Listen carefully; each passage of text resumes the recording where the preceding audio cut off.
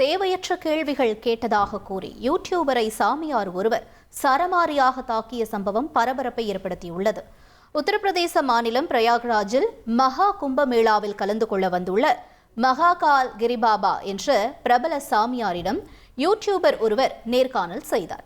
அப்போது நீங்கள் எப்போது முதல் துறவி ஆனீர்கள் என கேட்க தான் சிறுவயதிலேயே துறவியாகிவிட்டதாக சாமியார் பதிலளித்தார்.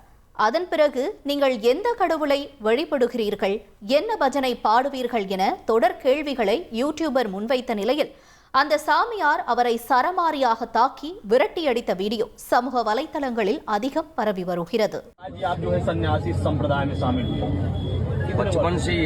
बचपन से महाराज जी और क्या देखा महाराज जी कौन सा आप लोग जो है भजन करते हैं भगवान का क्या गीत तो कहते हैं सब दिखाएंगे चलो